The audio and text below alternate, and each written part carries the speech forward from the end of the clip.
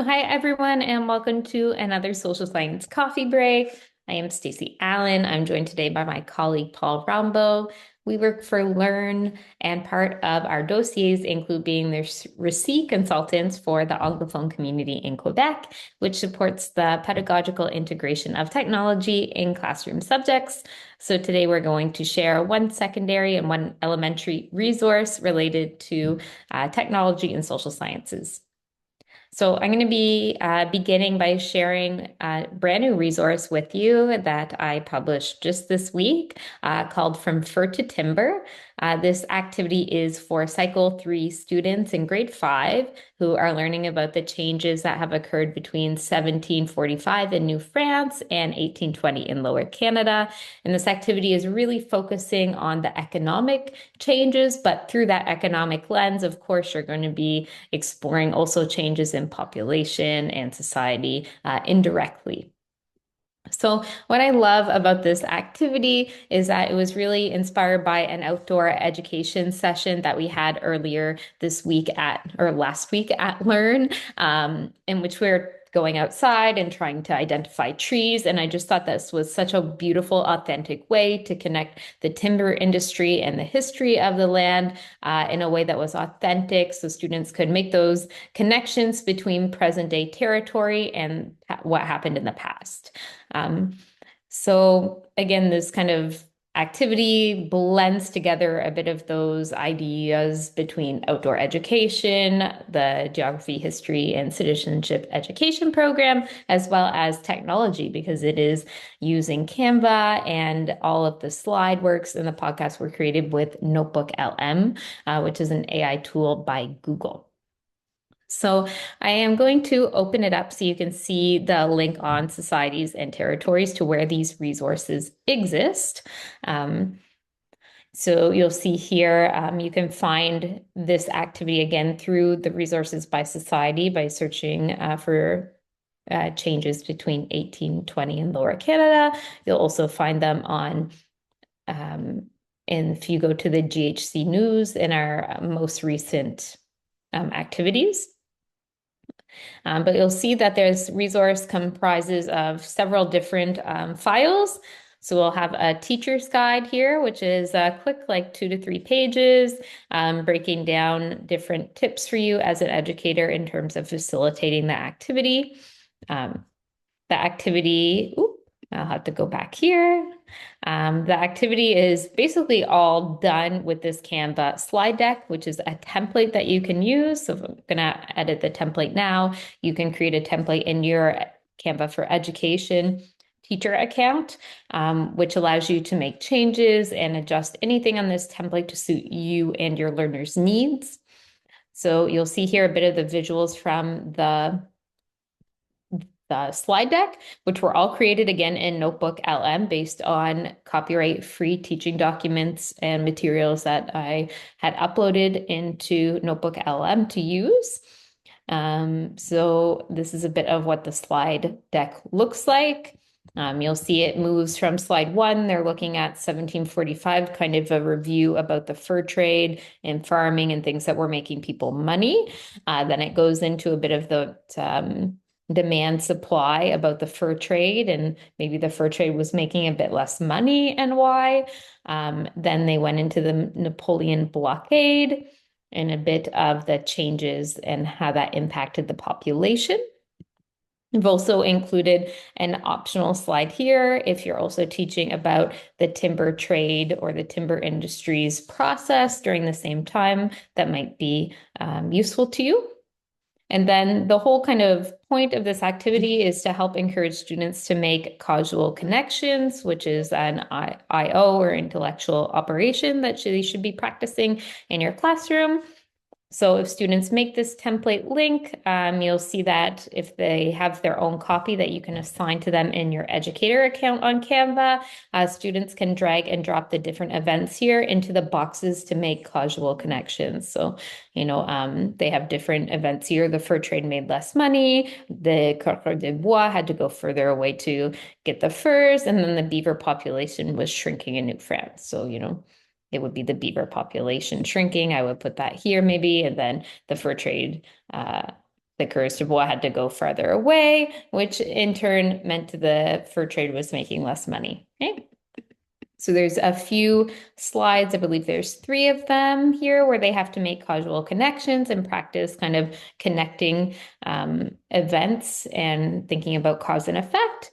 And then the last slide here on page 11, you could do as a class, or you could have students do individually on the Canva whiteboard again, or on a piece of paper. What I like about having students do it directly in Canva is that they can add text, but they can also show their understanding about causes and consequences of the changing economy using voice recording, for example, or a video or photos. So for example, here you see I've already pre-added a post-it note for a student to type an answer. You can add additional post-it notes by pressing S on the keyboard. It's a shortcut. So students could add additional post-it notes. And then as a teacher, you would probably see their name that is associated to their Canva account if they are logged in. In addition, you could go as a student down here to audio, and students could add a voice recording. Oops, sorry, that would be in uploads because I'm in a presentation format. They could record themselves as a talking head and then add kind of a little short video or audio recording of them answering this question. So lots of options in terms of UDL and how students are able to express their understanding of the concept, and in this case, the intellectual operation of causal connections. Now, this is a slide deck I showed you in the teacher's guide, but the really, the thing that I love about this activity kind of the most is the starting point to kind of pique students' interest. I guess you could also do it at the end, depending on your time schedule and your students. But this activity really centers around this idea of using the trees outside to spark interest and also make connections to the present. So I'll just open up here the teacher tree identification table. So you'll see that you could do a little short walk at the beginning of this activity to spark interest, where students could walk around their neighborhood or your school playground to identify different trees. This is a teacher's guide, so it does have the historical observations, historical uses, and connections. But the student version is simply like the 3 columns on the top where they could identify certain trees based on the image and the tips. This is in no ways an exhaustive list of the type of trees that you might find in Quebec, but it does have a few to get you started of the most common trees. And I encourage you to do a little research with your students if you come across trees in your local milieu or your local areas that you're unable to identify. Okay. Going back again to some of the resources that come with this kind of comprehensive activity, you'll also notice that I've created a tree identification slideshow, again, in Canva as a template. So maybe, in Quebec, especially around March and April, the weather can be super unpredictable. And while I encourage you to go outside all the time to do the tree identification outside, there might be an occasion or reason why you need to maybe do this kind of activity indoors or want to. So you'll notice this is a little slideshow with different photos of trees and things in Quebec, and it's encouraging students. I'm going to mix those up a bit because those are 2 together. I'll do that after.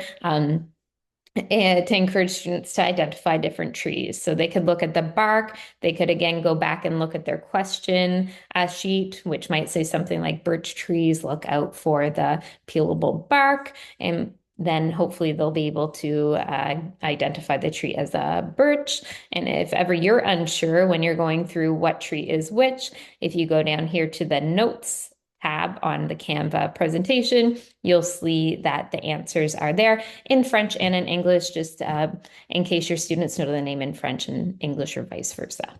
Okay. The only other thing I guess I didn't show about this activity is that in addition to the slideshow with the different kind of documents, secondary documents that students could could reference. I also created a podcast that students could listen to. The podcast is only like 3 minutes. Again, this was created with NotebookLM, and it's just a way for students to kind of process and learn information in a different way. So for some students, it might be visual and text-based. For others, it could be auditory, which is why I created this podcast. And you'll know that notice that if I go back here, I'm going to make a lot of copies of that in my Canva drive. The podcast is linked right here on the main slide. So you could have students listen to that, and it's all hyperlinked. So it's easy to find for them. And I can play, hopefully my sound is shared. I can play a few seconds of that podcast so you can know what it sounds like. Let me just verify, hopefully, that my sound is shared. It seems to be. So I'll play about 5 seconds. This is the brief on how Canada's early economy changed from fur to wood. A really long time ago, people. So hopefully you could hear that. And again, it's a really engaging, fun way to listen to information, to understand those economic changes of the time. Was there anything else I wanted to share? Not really, but I had a lot of fun creating these resources with NotebookLM originally. And as you see with Canva, it's really easy to create a slide deck or infographic with NotebookLM. Use those NCO, like those generic kind of images, upload that into Canva, and then you're able to make changes to the text and images. And, in this case, I changed the font size to make it more accessible and some of the color contrast. I could add alt text. So by combining the tools of NotebookLM with Canva for education, I feel like there's a world of possibilities in terms of what we can create quickly and efficiently as educators. So that is a bit of a long one. I could go on forever and talk about this, but I'm going to hand it over to my colleague Paul to introduce his wonderful resource for secondary that was created using NotebookLM. Thanks a lot, Stacey. That was great. Powerful tool, NotebookLM, and the way you used it with Canva. It's inspiring, and I love the activity. You know what? I'm going to take an executive decision, and I'm going to show my secondary resource in a separate video so that you can pause and relax and go examine the resource that Stacey showed. Again, this month is on NotebookLM, and this session is on slide decks, and I'm going to show you what I did with slide decks for secondary in a separate video. So thanks again for joining us for this video, and just hold on and I'll start the second one, and you can look for that on Learn as well. Thanks again. See you next week.